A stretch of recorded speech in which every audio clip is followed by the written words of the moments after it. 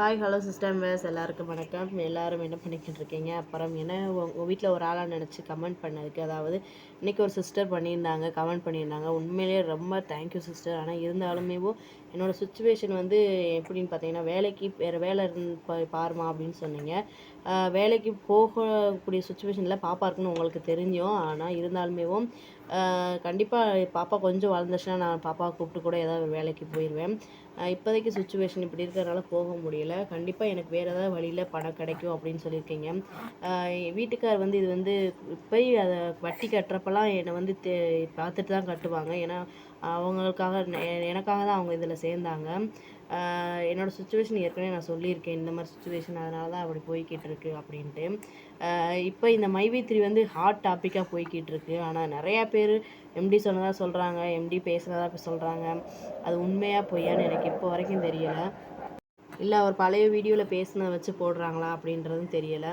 இப்போ வரைக்கும் MD sir பார்த்த மாதிரிக்கு அவர் வந்து பேசின மாதிரிக்கு வந்து எந்த ஒரு இதுவுமே கிடையாது. ஸோ அதனால் நம்பிக்கைன்ற காட்டிலும் கொஞ்சம் மனசு கஷ்டமாகிறதா அதிகமாக இருக்குது. வேறு ஏதாவது வேலை கிடைக்குமா அப்படின்னு பார்த்தீங்கன்னா, கண்டிப்பாக இந்த யூடியூப் சேனல் ஏதாவது ஒன்று கை கொடுத்துறாதா அப்படின்னா நான் இப்போ வந்து இதை போட்டுட்ருக்கேன். முக்கியமாக வந்து இதை உங்கள் கூட ஷேர் பண்ணிக்கிட்டு இருக்கப்போ வந்து இந்த மாதிரி விஷயங்கள் ஷேர் பண்ணுறப்போ ரொம்ப ஒரு மனசுக்கு வந்து ஒரு ஆறுதலாக இருக்குது.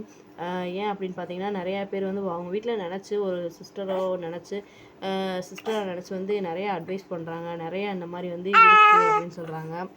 நிறைய ப்ரொஃபஷனல் இருக்காங்க. நிறையா பேர் வந்து அவங்க இதை வந்து ஷேர் பண்ணிக்கிறாங்க ஃபீலிங்ஸை. ஸோ அப்படின்றப்ப கொஞ்சம் சந்தோஷமாக இருக்குது. அதனால தான் மேற்கொண்டு வீடியோ போட்டுட்ருக்கேன். ஸோ இது பிடிக்கலைன்னா சொல்லுங்கள். இந்த மாதிரி வீடியோ மைவி3 பற்றி வீடியோ போடாத, பேசாதம்மா அப்படின்னு சொல்லுன்னு. ஸோ அதுக்கு பதிலாக நான் வந்து என்னோடய ப்ரொஃபஷனல், அதாவது நான் ஏதாவது எனக்கு தெரிஞ்ச டிப்ஸோ இல்லை நான் எப்படி டீச்சிங் எடுப்பேன்றதை பற்றி போட்டால் கண்டிப்பாக நீங்கள் பார்ப்பீங்களா அப்படின்றது எனக்கு தெரியலை. ஸோ சொல்லுங்கள் எப்படின்றத. நான் முடிஞ்ச அளவுக்கு நான் எனக்கு அதாவது பார்த்தீங்கன்னா, நான் எப்படி டீச் பண்ணுவேன், அதாவது குழந்தைங்களுக்கு தேவையான ஒரு சில கிட்ஸுகளுக்கு தேவையான சின்ன சின்ன டிப்ஸாக கொடுக்கணுன்னு ஆசைப்பட்றேன். அதில் எது ஓகே அப்படின்னா சொல்லுங்கள். நான் கண்டிப்பாக அதையும் கொடுக்குறேன். இதில் வந்து இதை மைவி3 பேசுகிறதுனால வந்து கொஞ்சம் பேர் பார்க்குறாங்க. நான் இல்லைன்னுலாம் சொல்லலை. இதில் ஏதாவது கொஞ்சம் இயர்னிங்ஸ் கிடைக்காதா, அதாவது யூடியூப் சேனல் மூலமாக ஏதாவது இயர்னிங்ஸ் கிடைக்காதா, ஏதாவது அவங்களுக்கு என்னால் முடிஞ்ச ஹெல்ப்பை பண்ண முடியாமா அப்படின்றத தான் பார்த்துக்கிட்டு இருக்கேன். சொன்ன மாதிரி மைவி3 வரும் வரலன்றது ரெண்டாவது பட்சம். எம்டி சார் எப்போ வெளியே வந்தால் போதுன்ருக்கு. அதுக்கப்புறம் போடுவாங்க அப்படின்ற எம்டி சார் வெளியே வந்தாலே என்ன நியூஸு வரும் வரலன்றது கன்ஃபார்மாக தெரிஞ்சுக்கலாம். எத்தனையோ பொருளையோ கலப்புறாங்க. எதை நம்மனே தெரியல. உண்மையிலேயும் அதுவும் கடைக்கு பக்கத்தில் இருப்போம் நிறையா பேர் இதை பற்றி பேசுகிறப்ப ரொம்ப ஒரு மாதிரி கஷ்டமாக இருக்குது. ஏன்னு பார்த்தீங்கன்னா, நான் போட்டவங்க நான் டாப் லைனர் போட்டேன்ல, அந்த அண்ணாவோட ஒய்ஃபையும் 2 பேர் கிட்டத்தட்ட எடுத்துட்டாங்க. அவங்களுக்கு கீழே போட்ட நான் வந்து எடுக்கவே இல்லை. ஒரு 2 மாதம் தான் எடுத்திருக்கேன். இன்னி 1,00,000 முழுசாக நிற்கிது. அப்படின்றப்போ நேற்று அந்த அவங்க வீட்டுக்காரம்மாவே சொல்கிறாங்க, ஏன்க்கா அதை போய் நம்பிக்கிட்டு இருக்கீங்க இன்னியும்? எனக்கு தெரிஞ்சு வர மாதிரி தெரியலக்கா, எங்கள் வீட்டுக்காரர் தான் நம்பிக்கிட்டு இருக்கு அப்படின்னு சொல்கிறாங்க. ஸோ அப்படி சொல்கிறப்ப எனக்கு ரொம்ப கஷ்டமாயிடுச்சு. என்ன நீங்களே இப்படி சொன்னீங்கன்னா அப்புறம் என்னங்க செய்கிறது? உங்களை நம்பி தானே நாங்கள் போட்டிருக்கோம், உங்கள் வீட்டுக்காரர் நம்பி தானே அப்படின்னு சொன்னேன். இல்லைக்கா, எனக்கு தெரிஞ்ச நான் சொன்னேன், ஏன்னா வர மாதிரி தெரில, அவர் தான் நம்பிக்கிட்டு இருக்காரு அப்படின்னு சொன்னாங்க. அப்புறம் அங்கனக்குள்ளே பக்கத்தில் நிறைய நான் கடை வச்சுருக்கனால அவங்க கடைக்காரங்க எல்லாருமே சொல்கிறாங்க, அவர் வந்து வெளிநாடுலாம் போயிட்டாரு அப்படி இப்படின்லாம் நிறையா பொருளை கலப்புறாங்கக்கா, நீங்கள் ஏன் இதவே நம்பிக்கிட்டு இருக்கீங்க அப்படின்ற மாதிரிலாம் சொன்னாங்க. இருந்தாலும் எனக்கு வந்து எங்களோட உழைச்ச காசு வந்து வீண் போகாது அப்படின்ற ஒரு நம்பிக்கையில் நான் வந்து இன்னும் இருக்கேன். கண்டிப்பாக என்னைக்கானாலும் அது கிடைக்கும் அப்படின்ற நம்பிக்கை இருக்குது. ஸோ இந்த மைவி3 பற்றி பேசியாவது ஏதாவது ஏர்ன் பண்ணிடலாமா அப்படின்ற ஒரு எண்ணமும் எனக்கு இருக்குது. இருந்தாலும் ஆனால் இதை பற்றி அடிக்கடி பேசுகிறப்ப எனக்கும் சங்கட்டமாக இருக்குது. ஏன்னா எல்லாரையும் கஷ்டப்படுத்துகிறோம், ஏதோ ஒரு வேளை எல்லாருமே கஷ்டப்பட்டுட்ருக்காங்க அப்படின்ற மட்டும் நல்லா தெரியுது.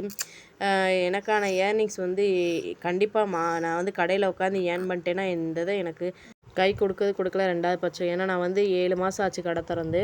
ஸோ அதுக்காக தான் மெயினாக வந்து இப்போ வந்து இந்த யூடியூப் சேனலை நம்பிக்கிட்டு இருக்கேன்.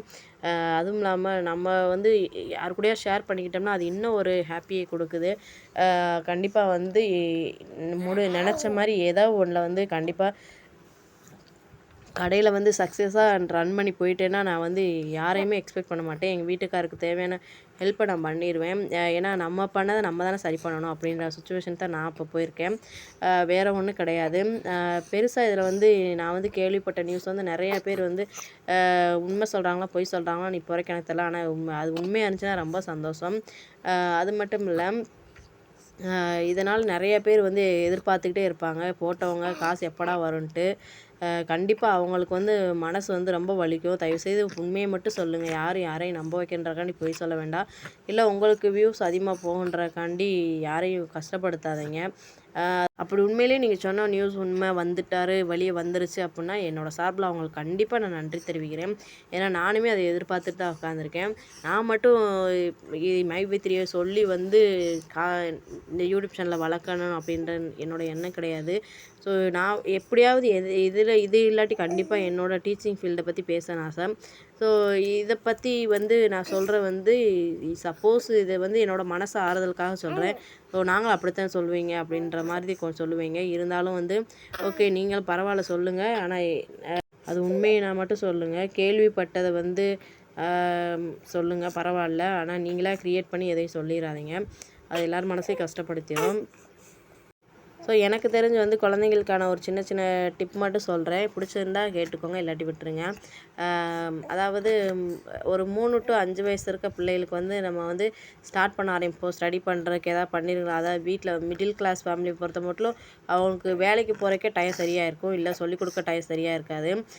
பால்வாடிக்கோ இல்லாட்டி ஃபஸ்ட் ஸ்டாண்டர்டோ போகிற குழந்தைங்க வந்து இந்த மாதிரி என்ன பண்ணுறாங்க, எப்படி என்ன சொல்லுவாங்க அப்படின்ற அவங்களுக்கு நம்ம அது வந்து நான் பால்வாடிக்கு சொல்லிக்கிறேன். பால்வாடி படிக்கிற குழந்தை ஒரு 2 1/2 வயசுக்கு மேலே போனால் பால்வாடிக்கு அனுப்பிடுவோம். அங்கிட்டு 3 வயசு எல்கேஜி, யூகேஜி அனுப்புகிறவங்களும் இருக்காங்க. இல்லை நேரடியாக 1வதே அனுப்பிடுவாங்க. 6 வயசு ஆனவுடனேவோ 5 வயசு ஆனவுடனேவோ. அப்படி இருக்க குழந்தைங்க வந்து நம்ம வந்து அவங்ககிட்ட வந்து நீ இதை ஏபிசிடி சொல்லு, 1 2 3 சொல்லு, இதை எழுது அதை எழுதுன்னு வந்து எடுத்த எடுப்புல அவங்கள வந்து அவங்கக்கிட்ட திணிக்காதீங்க. ஏ ஏ சொல்லு பி சொல்லுன்னுலாம் திணிக்காதீங்க. ஆக்டிவிட்டி வேலையில் கொண்டு போங்க. கொண்டு போனீங்கனாலே அவங்களுக்கு வந்து அவ்வளோ ஒரு ஹாப்பி ஆயிரும். அதுக்கப்புறம் லெட்டர்ஸை கொண்டு போங்க.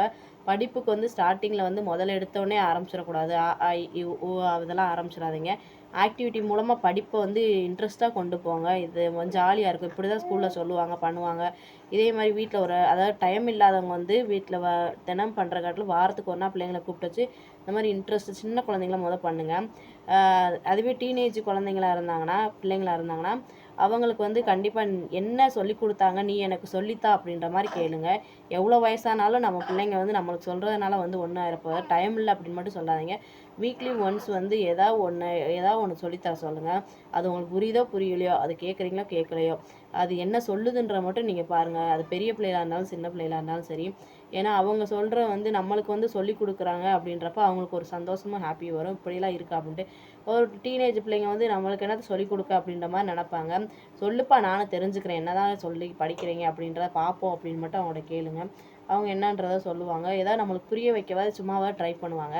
ஸோ அப்படி வந்து ட்ரை பண்ணி வேணால் பாருங்கள். எந்த குழந்தைங்க எப்படி பண்ணுறாங்க அப்படின்றது நமக்கு தெரியும். இல்லை என்ன லெவலில் இருக்காங்க அப்படின்றது தெரியும். ஓகே.